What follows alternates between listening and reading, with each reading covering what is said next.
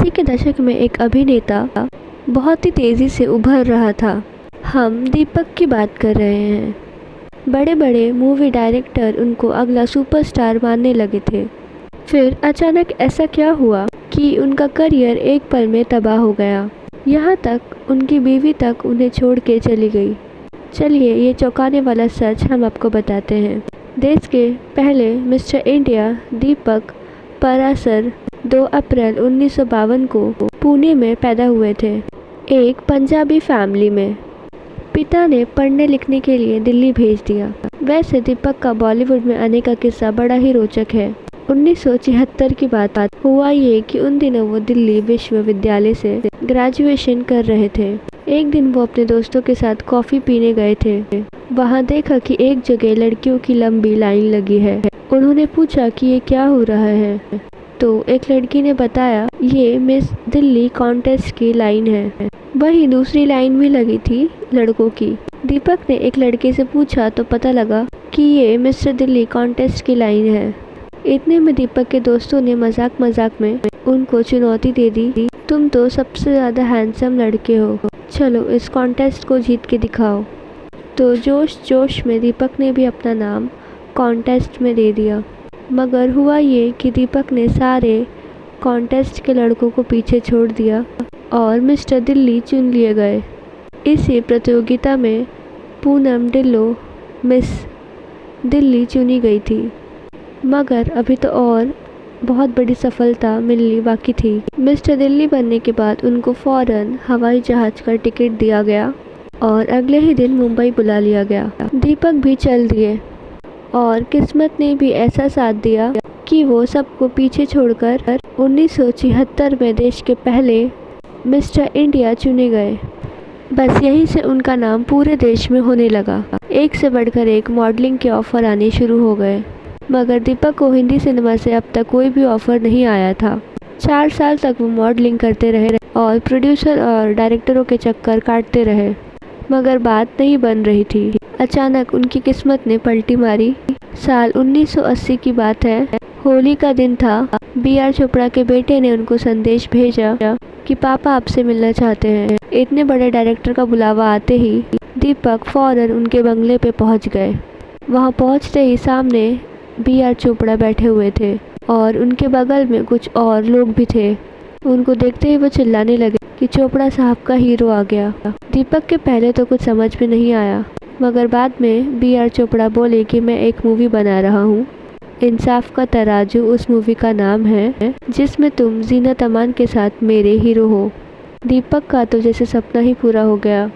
इस तरीके से पहली बार दीपक ने हिंदी सिनेमा में कदम रखा।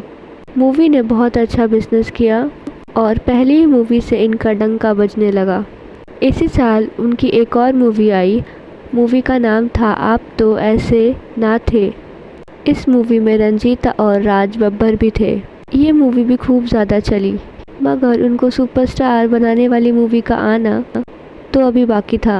1982 में मूवी आई निगाह, जिसमें राज बब्बर और सलमा आगा भी थे। इस मूवी ने तो बॉलीवुड में कोहराम मचा दिया। दीपक का करियर सीधे 7वें आसमान पर पहुंच गया। दीपक के अंदर लोग अगला सुपरस्टार देखने लगे। इसी वजह से राज बब्बर के साथ उनकी लड़ाई भी हो गई। दीपक ने राज पर अपनी फिल्में चुराने का आरोप तक लगा दिया था। इस एक्टर की शादी का किस्सा भी जान लीजिए। 1985 की बात है, उनकी कज़न की शादी सरिता नाम की लड़की से होने वाली थी। सरिता अपने परिवार के साथ इंडोनेशिया में रहती थी। वो परिवार के साथ शादी करने भारत पहुंची तो पता लगा कि दीपक का भाई तो किसी और लड़की से प्यार करता था। तो अब क्या किया जाए, तो दोनों परिवार के लोगों ने अपनी इज्जत बचाने के लिए सरिता की शादी दीपक से करवा दी और उनकी एक बेटी हुई राधिका। दोस्तों, अब हम आपको बताते हैं कि इतनी तेज़ी से इनका करियर ऊपर जा रहा था, इन्हें इतनी सफलता मिल रही थी, तो अचानक ऐसा क्यों हुआ कि इनका करियर पूरी तरीके से बर्बाद हो गया। ये बात 1986 की है। दुबई में मूवी निगाह के लिए उनको कला रत्न अवार्ड देने के लिए बुलाया गया था। दीपक वहां गए हुए थे। इसी दौरान कुछ लोगों के साथ वो घूमने निकले और बोट पे सवार हो गए। मगर अचानक बोट पलट गई और दीपक का पैर इंजन में फंस गया। बड़ी मुश्किल से उनका पैर इंजन से निकाला गया। अभिनेता की पैर की हड्डी चकनाचूर हो गई थी और बहुत सारा खून बह गया। उन्हें फौरन अस्पताल लेके जाया गया। कई दिन इलाज के दौरान उनका पूरा पैर सुन्न हो गया था। डॉक्टरों को डर था कि कहीं इन्फेक्शन बढ़ न जाए, इस वजह से उनका पैर काटने की तैयारी चल रही थी। मगर बाद में पता लगा कि पेन किलर के कारण उनका पैर सुन्न हो रहा था। तब जाके उनका पैर काटने का फैसला टाला गया। दीपक घर तो आए लेकिन व्हील चेयर के सहारे हो गए। मगर सबसे बड़ा पहाड़ तो अभी टूटना बाकी था। उनकी बीवी सरिता ने जब दीपक की ऐसी हालत देखी तो सरिता को लगा कि अब ये सारी उम्र ऐसे ही रहेगा। ऐसे में सरिता 5 महीने की बेटी राधिका को लेकर उनके घर से भाग गई। बीवी की धोखे ने इनकी पूरी जिंदगी बर्बाद कर दी। वो डिप्रेशन में चले गए। कुछ समय बीतने के बाद उनका पैर ठीक हो गया, मगर एक्टर का करियर और इनकी ज़िंदगी पूरी तरीके से बर्बाद हो चुकी थी। उन्होंने दोबारा मूवीज़ में आने की सोची, मगर ए ग्रेड की मूवीज़ के डायरेक्टर और प्रोड्यूसर्स ने उनसे किनारा कर लिया। इसके बाद उनको बी ग्रेड मूवीज़ में कुछ छोटे मोटे रोल मिले, मगर एक सुपरस्टार के करियर का अंत हो गया था। बाद में इन्होंने टीवी का रुख कर लिया और अपनी रोजी रोटी चलाने लगे, मगर अभी और बदकिस्मती उनको झेलनी बाकी थी। 2016 की बात है। उनको गले में बहुत ज़्यादा परेशानी हो रही थी। चेकअप हुआ तो पता लगा कि उनको गले का कैंसर हो गया था। अब तो दीपक को अपने सामने मौत नज़र आ रही थी, मगर दीपक ने हिम्मत नहीं हारी।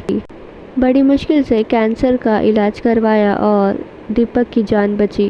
दीपक अब 70 साल के हो चुके हैं और अकेले ही ज़िंदगी गुजार रहे हैं। एक दौर में सबसे अच्छी किस्मत रखने वाला एक्टर आज ऐसी बदकिस्मती झेल रहा है कि उसका साथ देने वाला कोई भी नहीं है। तो दोस्तों, आपको दीपक की एक्टिंग कैसी लगती है मुझे कमेंट में ज़रूर बताइएगा। वीडियो अच्छी लगी हो तो इस वीडियो को लाइक कीजिए, मेरे चैनल को सब्सक्राइब कर दीजिए।